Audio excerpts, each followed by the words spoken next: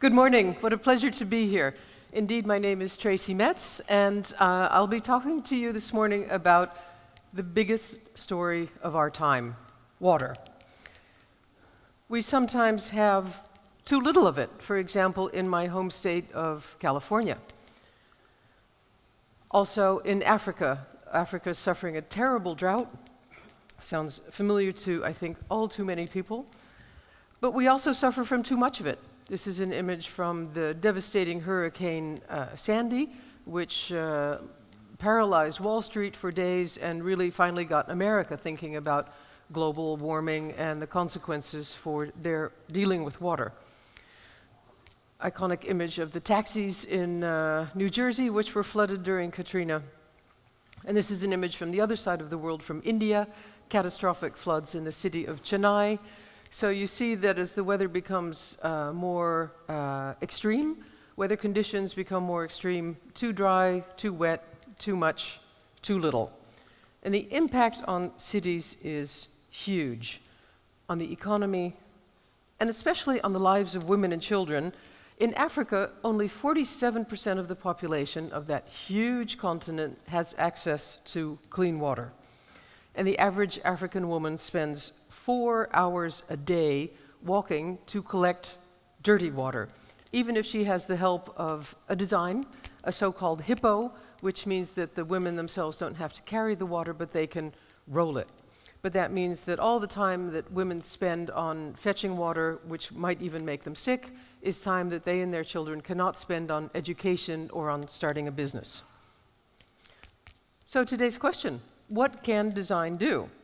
Design can do a lot. This was the question that motivated me to write the book that David just mentioned, Sweet and Salt, Water and the Dutch. But as this issue continues to expand globally, it's not just about the Dutch anymore. I'll give you some examples of how the Dutch have dealt with water, but also examples from all over the world. I have some bad news. What can design do? Design can do a lot, but design cannot stop climate change. We need politicians and business for that, and of course, our own efforts. But there is good news. We need design more than ever to help us adapt and mitigate to the challenges that the global warming is bringing us. And another good bit of good news for the design field: the water challenges now are opening up a whole new field of expertise and practice for architects, for urbanists, and for designers. And I think a good example is the refugee challenge that What Design Can Do has started this year, and of which we'll hear the final results tomorrow. I want to walk you through some examples of, some of them realized, some of them still just in the phase of a good idea, of 4 different strategies for dealing with this new world which is rapidly coming upon us. The first of those strategies is bring the water in. Starting off with an example here in Amsterdam. This is a street actually within biking distance of here. It used to be a canal, the Elandsgracht for the Dutch persons in the audience. Then the car came. We need places to put the car, even though the car stands still 95% of the time. So we paved over the canal. Now that we're starting to think in a new way about how to deal with water, we're realizing that cities need to bring the water back in. And there's a design now for this same canal which has moved out the cars and brought water back to its rightful place and put the cars under the water. I don't know if it's actually going to be realized, but I think it's a brilliant idea for mixing functions and making these urban locales multivalent, which is the direction I think we need to go. This is the city of Seoul in Korea. The image at the top is what used to be, well actually the image at the right is what it used to be. It used to be a river running through the center of Seoul. The image on the top left is what they then did with it. They paved it over and put in many, many layers of freeways and cars. And then the image at the bottom is, again, bringing the water back into the city, making places more pleasant, more cool, and more attractive to live. City of Hamburg in Germany has also done something similar. The Elbe is a river that has a strong tide, and as the tides get deeper and more aggressive, Hamburg has decided that they needed to create a place where the water can come and go without damaging the city. We call that resilience. This is a man-made basin where the water can rise 7 to 8 feet, And then you see the square at the bottom of the image. The water can flood in and then go out again. We're adapting to new conditions. The city of Rotterdam. These are so-called water squares, designed by a young firm in Rotterdam, which is, these images have gone viral. Everyone wants a water square now. As it starts to rain harder and more, the cities can't deal with all that water. It crashes into the sewer, it comes crashing out again, the streets are filled with filthy water. So the idea is that we build places that make urban space more beautiful and also give us the opportunity to hold on to that water and let it seep slowly back into the sewer or into the groundwater table. A place near Amsterdam in the town of Zaandam here up north, this used to be a really unpleasant, dark, dank, dirty place.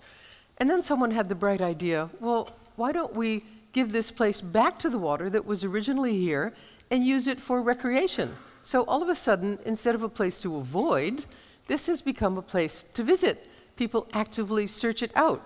There are supermarkets now, there's a flower stall, there are benches along the sidewalks, and there's actually a place under the freeway to play water polo. Who would have thought? As I said, this is a tremendous opportunity for architects, and you see that there's more and more design being focused to developing a new relationship with water. The image on the left has already been realized here in Amsterdam, houses that go straight into the water like they used to when Amsterdam was built in the golden age of the 1700s, 1600s.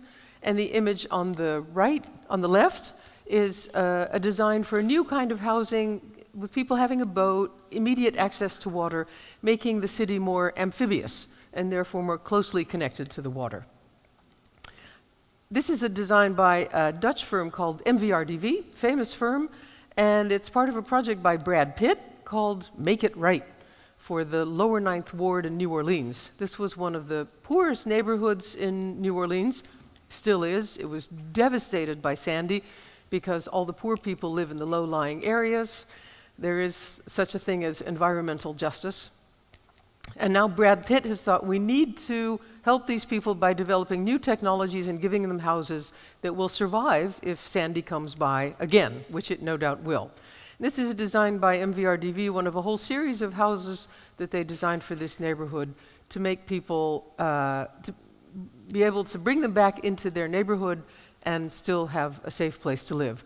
I think basically the more important question is, should people actually still be living there? Should people want to go back to their neighborhood? But people are attached to their neighborhood, and this is an important issue for cities in the future. Do you retreat from areas that are not safe, or do you try to design around the problem? And I think this design is an instance of the latter. Architects have wonderful opportunities now for building in and on and with water, and I think this is one of the most beautiful examples I've seen recently. This just opened last week in northern China, and it's called the Seashore Chapel.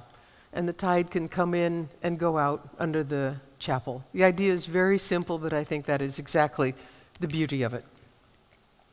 Second strategy, be agile. Not everything in our cities is set in stone. Sometimes places change character, and learning to accept that and learning to deal with a different use of space, different conditions at different times, I think is an important part of these new strategies, and that's why I call it agile. Things can change, quick, lean, flexible.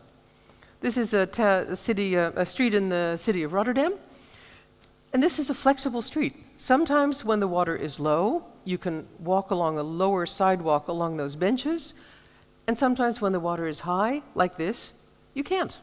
This place can change character, and we deal with it. We can design our cities in a way that makes it possible for us to accommodate changing circumstances.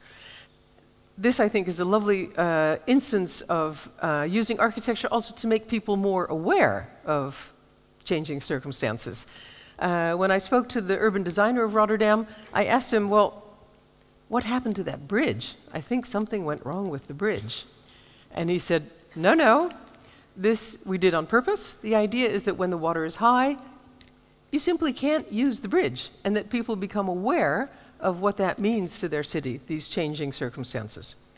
Similar story here. This is a new bike path which just opened a couple months ago near the city of Nijmegen in the south of the Netherlands. And it's, when it's dry, it's along one of the biggest rivers in the Netherlands called the Waal. When the river is normal or low, of course you can use the path to get to the bridge and cross easily. But as the river rises, circumstances change, we have to adapt. And maybe you can use the stepping stones to walk to the bridge, and if the river is really high, you can't even use the stepping stones and you can't use the bridge at all. It's a design exercise, but it's also a didactic exercise. Floating housing, of course, is a hot new thing, but it's something that's been around forever. It's been around in the Netherlands in the form of houseboats for a long time. This is about the silliest example I could find for you. But it's really out there, and of course, the Dutch, being a maritime nation, lived on their boats for many, many years, and then parked their boats in the city as a form of housing. So we've had floating housing actually for quite a long time. We're also working on new examples. This is in the new part of Amsterdam called Eiburg. Beautiful housing designed by Marlies Romer. And this is catching on. You see that there's more and more floating housing and floating buildings popping up all over the world. This is a suggestion for London, which of course has great trouble accommodating all the people who want to live in London. So the idea was, why don't we use all the many canals and all that water in industrial areas of London to roll out large amounts of houses that will improve the quality of the area and improve the housing stock. I think it's a brilliant idea. Floating housing, as I said, has been around forever. It's also traditionally been a way for people in poorer countries with not much resources to create a place for themselves to live. Houses on stilts. These are both actually new projects, which I think mimic that aesthetic of necessity and creating a new form of design based on an old tradition. Today we'll also be hearing from Kunle Adeyemi, who built this wonderful floating school in Lagos, in the floating slum of Makoko. Unfortunately, weather, speaking of which, extreme weather has now made the school collapse, but I'm sure it will be rebuilt, and we'll hear more from him about that later. We're actually actively moving towards the water. We're looking towards water for housing space, and also for recreation space. You see a number of different ideas all over the world now for new pools, floating pools. And I love this idea. There's a whole series of plans for floating pools in the Thames, in London. This is an idea for a floating pool in the East River in New York. Another idea for a floating pool here in Rotterdam. This is an existing floating pool, a Badeschiff, in Germany. And this is a floating deck in the river of Copenhagen. The river in Copenhagen has been cleaned up to the extent that anyone can swim in it. So you don't have to build a pool. You can just put out a deck where people can sun and dive and lie down and have a drink. Also designed by Bjarke Ingels, one of the hot new names in architecture now. Well, floating everything. If we can have floating houses and floating pools, why can't we also have a floating farm? This is an idea launched to create a new source of food that anyone can farm and that anyone can use in the East River in New York. Another great idea. I'm sure it's not the last one of these that we'll see. This is the River de Waal near the city of Nijmegen. And as you see, as we have to deal with, in this case, more water in the rivers, the river had to be widened. And the city took the opportunity to really improve the public space along the river. There's a new housing area, there are new bridges. The bicycle bridge that I showed you is there. And there's also been a redesign of the public space along the river so that it's an attractive place for people to come and to spend time. We're really working hard in all fields of design to restore our relationship to water. This building won the award for the best building of the year last year from the Union of Architects here. I think it's a wonderful combination of necessity and aesthetics. It's actually a parking garage. And it's inserted into the dunes along the north coast in the town of Katwijk to make sure that the dunes are strong. And of course, a parking garage is a huge amount of concrete. So if you use this huge amount of concrete to strengthen the dunes, you take the cars off the street in the town becomes more attractive, the dunes become safer, and you can actually create a beautiful building which is half invisible. And I love the idea that the prize for the best building of the year was given to a building that you can hardly even see. Another strategy, third strategy, do it ourselves. As we are starting to realize that we need to take more responsibility for our circumstances, for our dealings with water, we feel that we should and want to do more. But what can we actually do? Water is such a big issue, such a big story. So I wanted to give you a couple heartening strategies of things that we can do. This is a development here in Amsterdam, in the north of Amsterdam, called the Keuvel. It's a disused shipyard, and some bright young guys had the idea, why don't we take old houseboats that nobody's using, pull them up onto the land, and use them as offices or as cafes.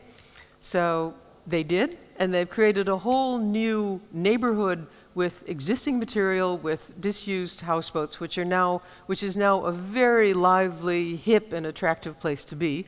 And they've also planted the ground around the boats with plants that are going to remove the pollution gradually from the polluted land from the shipyard. I think it's a great example of how we can remedy a bad situation and make a great thing out of it. And water is giving us, basically, all the opportunities to do that. What can we do? We can also tear up our parking lot and make a garden out of it. This is an example from the west of Amsterdam, and it's a simple thing. Maybe you need a permit in the Netherlands. You need a permit for everything in the Netherlands, but it's something that we can actually do. We can take responsibility. We can act. And then finally, this guy, as the last strategy of doing it yourself, he was at a manifestation on Dam Square. He actually brought his toilet pot with him on his bicycle, and a barrel, and a hose, and he was out there showing everybody who would listen to him that you can flush your toilet with rainwater. You can fill your own barrel, you can connect it to the toilet. I've seen him do it, it's very easy, and you can flush your toilet with rainwater.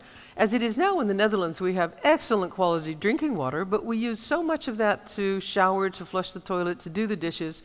He said, it's a waste. Let's be smart with water, and let's use that rainwater that's already there, it's already quite clean, to flush the toilet. And I was so proud of him for the energy and the optimism that he put into this demonstration. Final strategy, think big, dare to dream.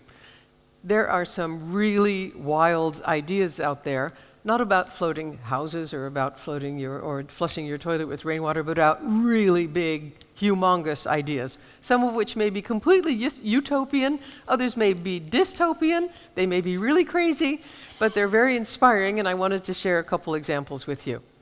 An idea for a floating city here in the Netherlands, an idea for a floating city in the US. This idea came from a challenge by a group called Seasteading. It's a group of billionaires from Silicon Valley. They didn't design this plan out of a utopian idea about dealing with water. They designed this plan because they want to live outside the territorial waters, because there they will not have to pay taxes. So not everything in the water world is inspired by do-gooders.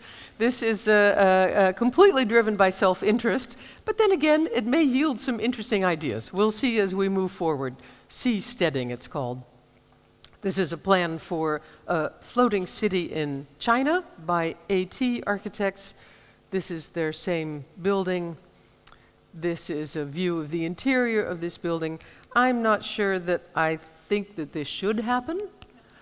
But I wanted to show it to you, I wanted to share it with you because I think it's indicative of the thinking that's going on and on the grand scale to which we're starting to expand our thinking about dealing with water.